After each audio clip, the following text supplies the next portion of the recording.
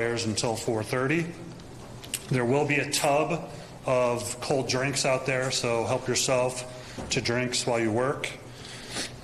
A reminder, when we send out parking credentials for the season, you need to download those passes within, I think, like a week, or that link expires. So when you get that email, check your spam. We'll get those emails out to you. Download those. Parking passes are digital. The credentials for the football season, those should be ready in about a week or so. They are not back from the printer yet, but we'll let everybody know when they're ready. We'll probably distribute them at the Tuesday press conference before the first game. Unless someone wants to come and pick them up at our office, you could do that, but we'll let everybody know when the credentials are ready. For Kids Day tomorrow, if you're planning on covering that, make sure you have a pass. Tracy has those out in the skywalk. Media will be able to watch, like past years, the practice from the east stands or up in the press box. And then after the practice, Coach will be available for interviews on the field for about 10 minutes. So just Coach for interviews tomorrow after Kids Day. Lastly, we have a transcript today. This is being streamed live on YouTube. So we have microphone holders, Brant and Jack. After Coach is done with his opening statement, if you have a question, please raise your hand. We'll get a microphone to you, and we'll get going. So, Coach.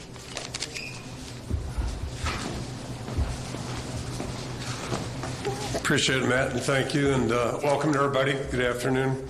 First of all, just appreciate everybody being here, and the interest all of you show in our program, and more importantly, the commitment, the coverage that you give all year round. I know our fans really appreciate that and enjoy that. So, again, appreciate the work you put into it.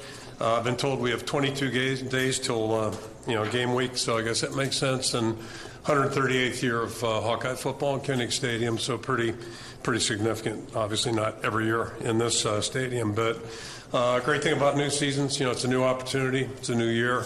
That really began for us in January, but it's a new opportunity for everybody. I think that's the exciting part as we get ready to move forward. A couple observations about camp so far. We're 8 days into it. I think the effort has been good, pretty consistent in that regard.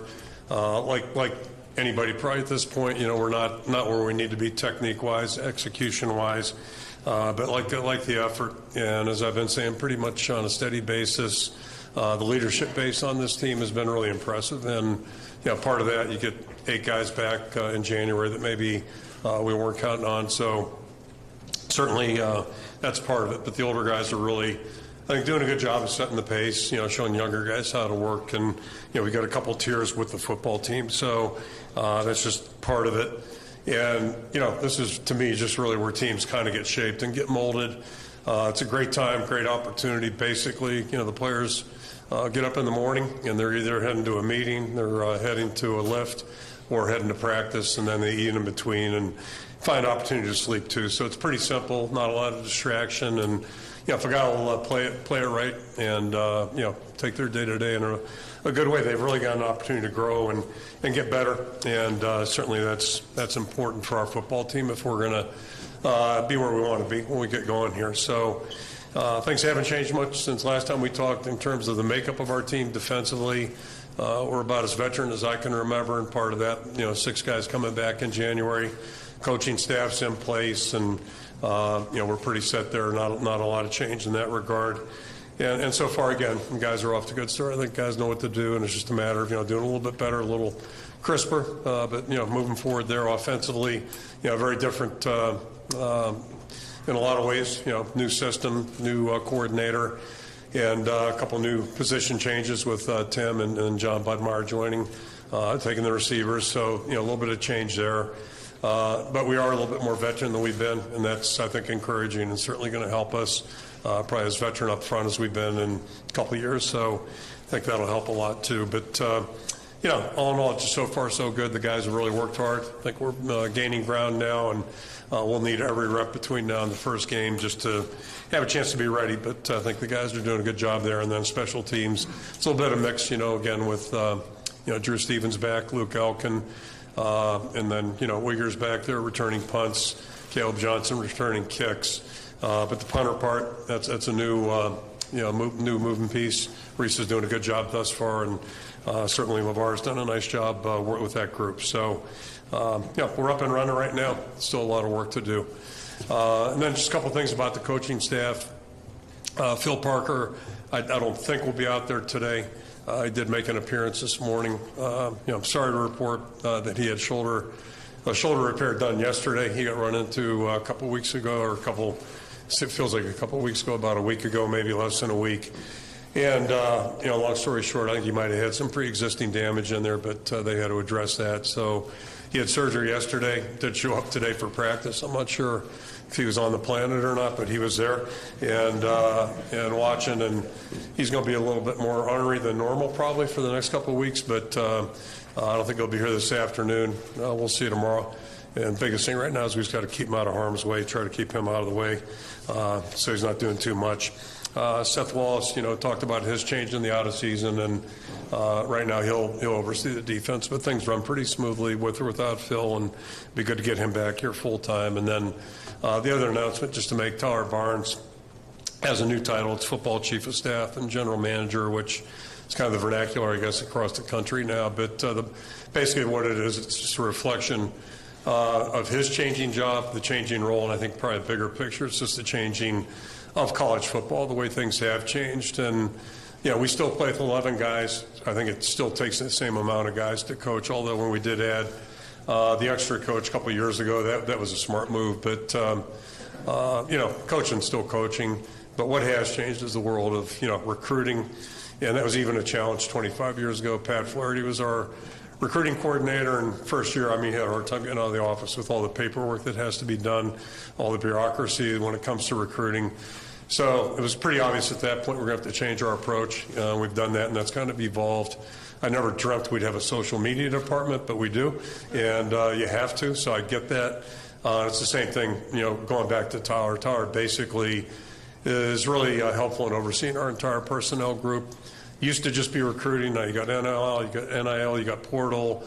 There's all kinds of stuff, all kinds of moving pieces, and having him in place really allows me to do some of the things I want to be doing. And I think the other thing I would just mention, the recruiting calendar has changed a lot. Certainly different than 25 years ago. I would say different than 5 years ago. So with all these changes, the work that Tyler and his staff do is really critical, because it allows our coaches to actually coach the guys that we recruit to come here. And when we do recruit players, we promise them and their families that we're going to try to coach them and try to move them forward. To do that, you have to be here and you have to be present, mentally and physically. So it's really interesting how things have shifted a little bit, and I think it's a bigger challenge now than ever. So really, I want to give compliments to our personnel department. They're doing a good job, and it allows the coaches to do, I think, what they enjoy the most and hopefully what they do best. So, just in closing, again, just, new team, new time, new team, new opportunity. We are a different team than we were in April, and lots happened since then. Guys have matured, worked hard, and now the challenge is to get a little bit more cohesive, tighten down execution. We got a lot of work to do, between now and game day. But again, I think we're on a good path, and, again, plenty of work to do, but I like the guys we got. So I'll throw it out and see if there are any questions. Chad Leistigo, Des Moines Register, to your left. Yeah, thank you. Now that you've gotten to see Cade McNamara on the practice field for the first time since his injury, is he looking how you need him to look at this point? Same question with Brendan Sullivan. First time you've got eyes on him. So those two guys in particular, what have you noticed from them thus far? Yeah, I'll start with Brendan and just say this. I'll throw Jacob in there too. Both guys that joined us have really done a nice job, and Cade Boward the same way. He's probably a little further away, but really good prospect. Jacob's done a really nice job. You can tell he's a veteran guy. He's been around a little bit and knows how to do things and carries himself really well. And Brendan the same way. He's done a really, really good job out there. For him, it is new. It started in June for him, so he's trying to catch up a little bit. And I would say the same thing with Cade, not as much mentally, but just playing-wise. And grabbed him the other day and just kind of reminded him, he's missed a lot of time. He hasn't played healthy here, unfortunately, since he's been here last year, other than first 8 days, whatever it is here before the first Saturday. So, he's doing things. He's there mentally. It's just a matter of timing and getting back used to playing again so he can be quick and decisive with his throws, all that type of thing. So, doing a good job. Just we're not there yet. And every practice is going to be important pretty much for everybody. John Steppe, Cedar Rapids Gazette. You were mentioning Seth with that assistant head coach role. Aside from stepping in for Phil, how kind of do you see that role kind of playing out throughout fall camp and through the season? Yeah, I don't know if it's going to be a big dramatic difference. And it really is kind of more of recognition. Without going into too much detail, people were knocking on his door a little bit in the out of season. I appreciate the fact that he chose to stay here. I really do. And credit to the people that were knocking on his door. It's smart. He's a really good coach and a good person. Pretty good in every aspect of his job. So I don't see his role changing significantly. Just it was a way just to acknowledge, I think, the work that he has done here. Yep. Hey, Kirk. Thanks for the time today. Elliot Clough, Hawkeye Beacon. Talking a little bit more about Brendan Cade quarterback situation. I know Brendan was third on the depth chart that you released, or that was released when we were in Big Ten Media Days. Would you say he's kind of moved into that second spot? Is he splitting maybe first team reps with Cade? What does that look like? Yeah, we're 8 days into it right now, so not making any proclamations other than, he's done a really good job. He's picked things up pretty quickly.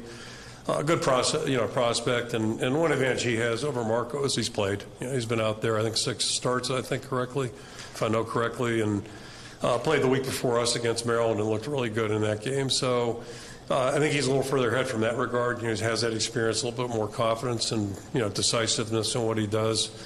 I think probably the best way I can term it right now, it's like all positions. We'll make decisions here as we go along. But the room overall is a lot more competitive than it was certainly at the end of last December. And that was the goal, try to, get a room where you got good competition. We want that at every position, and some positions are a little better than others that way. Yep. Hi, Kirk, over here. Okay. Scott Docterman, The Athletic. Got these bright lights. Yeah. I wanted to ask you about your defense, and kind of more holistically than narrowly this year, and that is, since 2018, when you made the change to go to a cash, 4-2-5, the numbers speak for themselves as far as the growth and what the defense has been able to do. Has it surprised you that they've been so successful, especially against the run, considering you're running 2-gap and not necessarily filling every single gap with their safety and everything, and just the way that they've been able to compete at the highest level in the country? Yeah, I mean, that question actually triggers, I'm going back to 2000 against Northwestern out here. 2000, yeah, all right. They were ranked, we weren't, obviously. I think we came off the Penn State win and played them, and they had put up 54, 56. I'd have to look it up against Michigan the week we were beating Penn State. And I'll never forget leaving Norm's office that night. He and I watched that film together, and we're both like, oh boy, better get a bigger boat, I left that night, and I just said, Norm, I'm guessing we're going to match up against these guys. They were a 3-wide outfit. It was the greatest show on turf, kind of, they took some ideas from that. And next morning I came in, and Norm said, we're going to play our defense. And his thought was, LeVar was our outside backer, and he felt like, let's get our best 11 guys on the field and play our defense the way we know it. And it worked out beautifully. So I learned a lesson, not that I was second guessing, but it just Norm knows what he's doing, leave him alone. And so over time, you just keep looking at things, and we made that decision. If we can find the right guy, then we'll do that. And it takes 2 things, I think. You have to have the right guy to be able to play a position. Sebastian's really good at it. Been fortunate there. Cooper could do it. Got a couple guys right now that are working there. And then the other guys have to be able to do what they have to do. I think we've been lucky that we've had both, the combination of both, and it's really helped us. It's just kind of offenses have evolved typically of who we play week in and week out. And, it's kind of like I mentioned with Tyler Barnes' thing. It's a whole different job than it was 20 years ago. So I think you have to look at the game that way a little bit differently too, and that's why I do chuckle a little bit about the new teams coming in. Is it going to be a big adjustment? Well, college football has always been pretty diverse, and whether a guy's from the West Coast, Middle America, or East Coast, a 3-wide offense is a 3-wide offense, so is a 4-wide offense. So it's not that big a deal. Kind of went on a ramble there. Sorry about that. Yeah.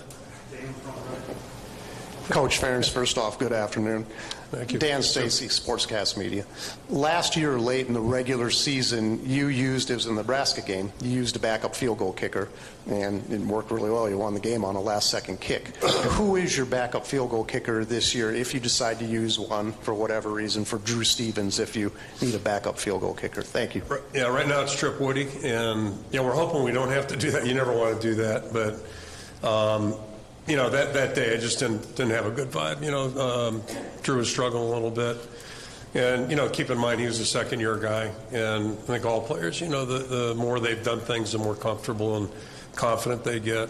He's been a whole different person this past semester. Now we're moving into a new semester, but just carrying himself a little bit differently, and I don't mind telling you, it was an item of curiosity for me just to see how he'd go through spring and now the summer, and he's kicking the ball well and kicking with confidence, so keep our fingers crossed there. Yep. Kirk, Tom Kakert, Hawkeye Report, back here. How are you? Good. How about you? Good. Defensive line depth is a question mark coming into this. What have you seen from that group so far in terms of developing some of that depth in camp? Yeah, I think I'd mentioned three guys. Jeremiah Pittman inside had a good spring. He's continuing to do well. So I think we have three guys that we feel pretty good about there. A couple candidates for that fourth spot, and they're competing at it. And then the two outside guys, Max Llewellyn continues to get better, and then Brian Allen I think is really improved. Both of them have a lot of work to do, but they're getting a lot of work right now, and it's been good too because flipping it over, worried about that second line, that second non-senior group, if you will, and I think they've made a real good strides. But we're getting both those groups a lot of work because it's going to benefit them. We're going to need those guys this year. Kirk, Tyler Tashman with the Des Moines Register. As you've coached offensive line, obviously, how would you describe what you expect the standard of offensive line play to be at Iowa, and what makes you optimistic it will be there this season? Yeah, there's a certain tempo you hope guys will play at, and there's no way to microwave it. It's a process. It's something you got to work at. I'll flip back when I went to Cleveland. I probably got hard because there was some work to do. They made a change and went in there, and I'm thinking before I talk here a little bit, we had one veteran that was established, and outside of that, we were open to change with a lot of spots. And long story short, we ended up settling with some younger guys, and that's probably why I got hard, because I was a college coach and didn't mind coaching guys that weren't first rounders. Went in and did that. And what I do remember distinctly, it was we were 7-2, so it was week 10 the next year, our playoff year. And that was a game where the line just started playing with the kind of tempo we were playing in Philly. They were 7-2. Why you remember stupid things like that, you do. But it was a big game. And our guys really played like they just took a step. And there was an error they had, just the way they played. They broke the huddle with a little bit more confidence. And most importantly, the ball snapped like they were humming. They were playing. And, all you do is just keep chipping away. It's like everything in football. You just keep chipping away. Yeah, but you got to have the right people, and then they just got to believe and keep pushing. And these guys have done it. We've had our share of challenging situations, but the guys have stayed. They've hung tough. George has done a great job keeping them focused on the right things, and just starting to see that in practice. We're starting to see them play at a little better tempo than we've had the last couple of years. And I said this in Indy. All I know about Iowa football in my 35 years, 6 years here. When our line plays good, our quarterback plays good, we have a chance. We have a chance to have a good offense, and that's pretty much true of anybody. Unless you're in one of those offenses where you don't worry about blocking guys, but you better have really good skill guys. It's always good to block people. That's kind of how I was raised, I guess. Hey, Kirk. Corey Rada from the Hawkeye of the Storm. I think I caught this correctly at Big Ten Media Days. You mentioned with Brendan's skill set, potentially having a package ready for him even if he doesn't win the job. Is that maybe some of the Tim Lester effect that he kind of feels utilizing, like you said earlier, your best players? Could that come into play at quarterback with Brendan and potentially with Marco's skill set? Yeah, Tim's done a great job. Let me say that right now. He's a great person, great coach, great enthusiasm. The players respond to him, but we've had a lot. I'd say this: we've had a lot of good people coaching here. And I just think that's good football. If you got a guy who can do something, then you're going to try to, maybe carve out a package or at least be ready. And right now, we'll just let everybody keep competing, see what happens. But whoever's in the game, hopefully you're going to steer things a little bit to accentuate what they do best. And there's some certain things that you may not want to do just because they don't do them well. So that's part of the package. But, he's off to a great start, and he is a good athlete, and he's versatile, and seems to be, really poised under pressure. And he's feeling some pressure. He's getting it from the defense, so it's good. Good to watch guys react. Hey, Kirk. Shannon Earhart, KCCI. What about this offense makes you think they're going to be better than last season? I'll start with a couple questions ago, just talking about the line. I just think we're finally at a place maybe where we can, play at the pace we would like to play, and that's a good thing. So at least it gives you a good start. If our quarterback will make good decisions, which I'm confident, we're going to be a little bit better off there, certainly than we were the last part of the season. And then you got to keep guys healthy, and they've got to play it up to their level of capability, which I think we're, again, a little bit healthier than we've been the last couple of years. Pardon the pun there, but we've got the potential. We've got a couple good tight ends, good tight end room. The receiver room's young and I think promising. It's encouraging. We're not there yet by any stretch, and we've got a group of backs that are capable. So, if everybody will play and utilize the experience that they've gained, which is easier said than done sometimes, and put all together, and if we're cohesive, we'll have a chance to be okay. Right side. All right, Coach Lynn here, just stay alive, Power 5. So, as you know, I know you don't give much thought into this, but the coaches poll was released earlier this week, and it had the Hawkeyes at 25th. Do you think that's a fair assessment of your team? I have no idea.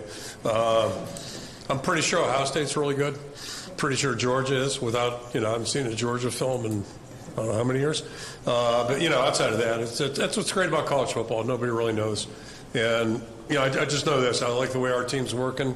I think we have potential. And, ultimately what it all boils down to is what's going to happen, the 12 games that we're guaranteed. How are we going to show up and we're going to compete and not beat ourselves? Those three things are really important. And, that stuff's under our control. So, none of us know who's going to be across the line of scrimmage, whenever September, October, November come. And, we're not sure who's going to be playing for us either. So it's just how you handle all those variables. Right now it's just about worrying what we can do and hopefully having a good practice tomorrow.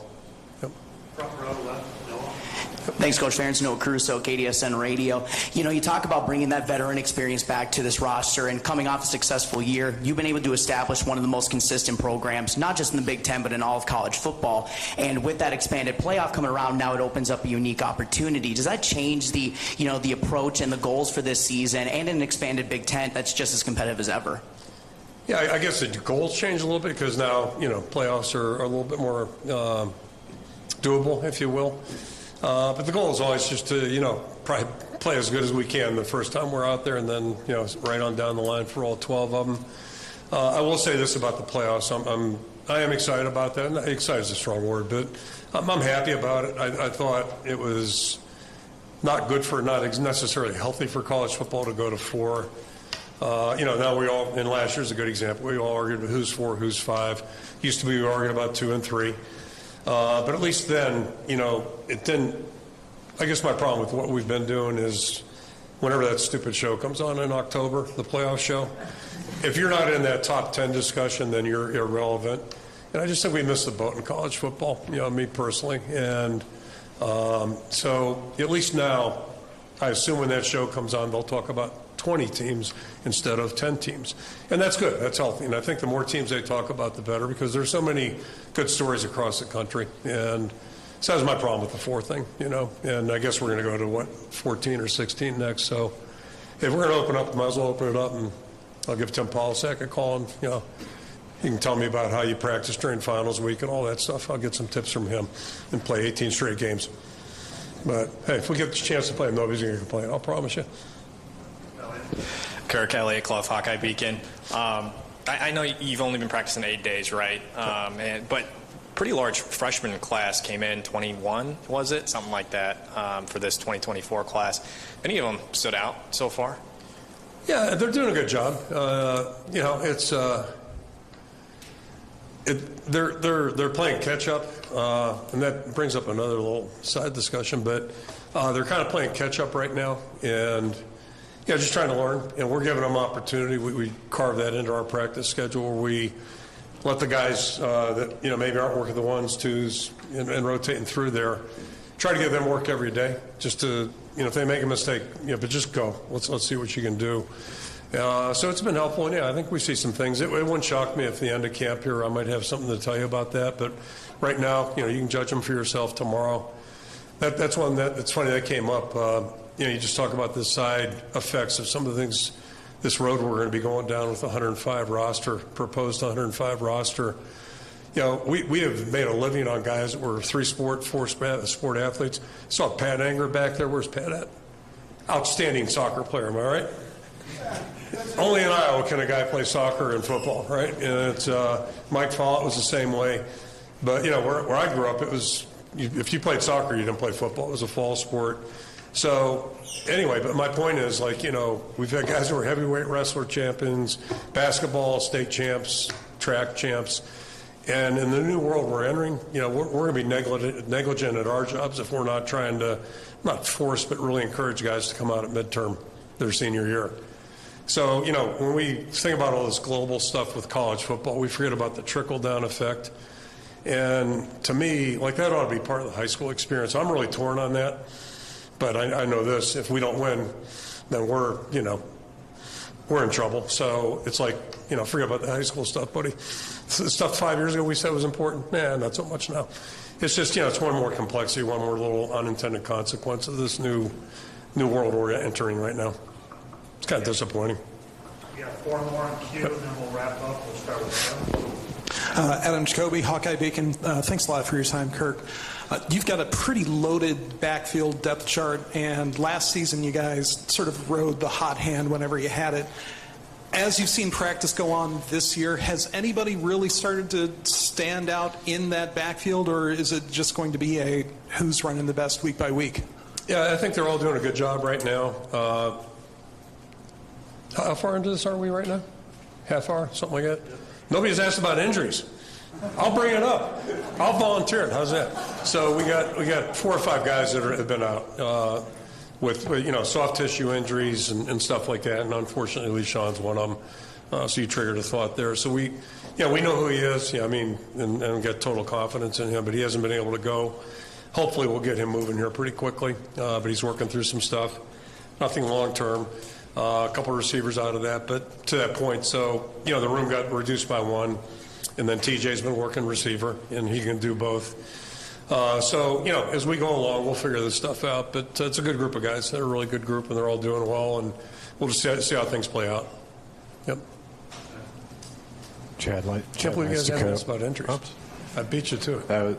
That was my question, actually. Yeah, okay. Well, happy to say, but not happy. Phil Parker is the worst of what we got.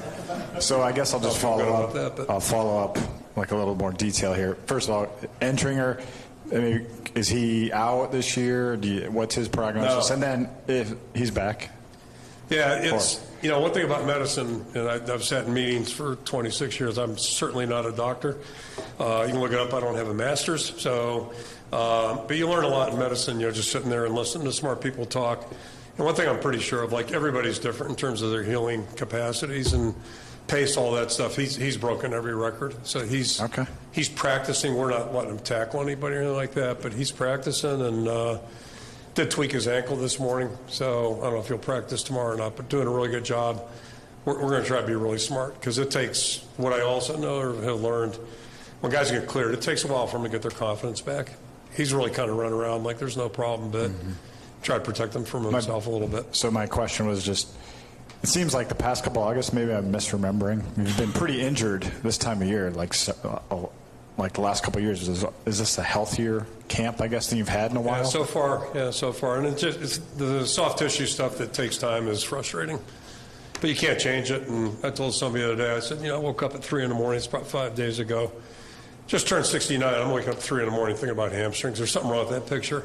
It's just not how you want to be. The golden years, right? Golden this.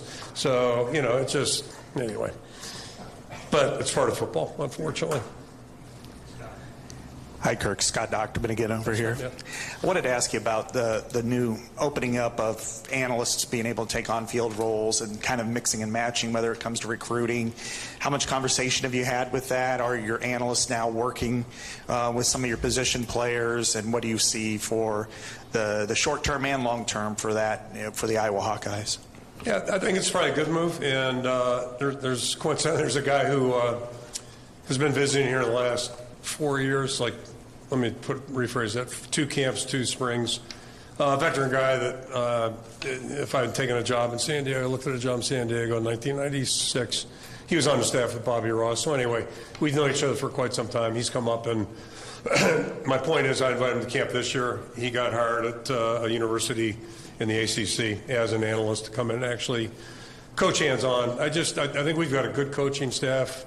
I don't think we have been deficient with the work that we do with our players, and that's what I was alluding to with the recruiting staff. As long as we have what we need there, I prefer the coaches to do the coaching.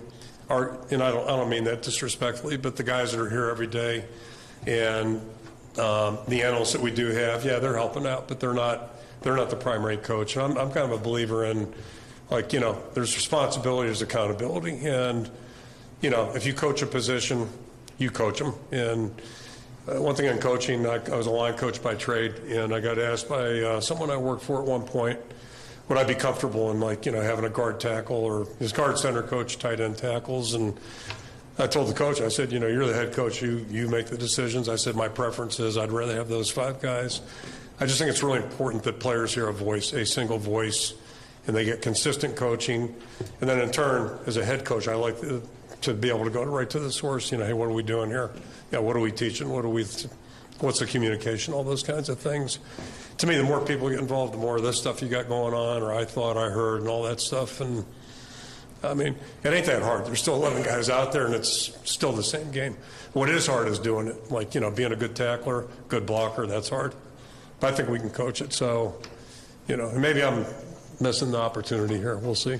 Well, we'll keep looking at it, but I wasn't eager to bring in 5 new guys. Last question, back on Scott. Coach, Scott Sable from KCRG. I want to ask you about Caden Weegan. I've heard good things about him. How far has he come, and what can he do for your team this year? Yeah, he's always been fast, and he's fearless, as you've seen. He has no fear out there. But, as funny as it sounds, he's still learning to play football. And he's getting it down and, doing a really nice job. He's got a great attitude, everything you're looking for in a football player. And, I always say, for us to be successful, we need good stories. And it'd be wonderful if this is his time to just kind of bust out and play with confidence. I would say he hasn't done that. He hasn't played the kind of confidence. And that kind of sounds contradictory. He is fearless, but he doesn't, confidence in what he's doing, how to do things, how to set things up. So his abilities can show a little bit more. And I do think he's learning to do that. So, it's been good. Yeah, it's great to have him on our team. Great. Thank you, Coach. Okay, thank you, guys. See you over there. Need everyone over at the practice facility for interviews with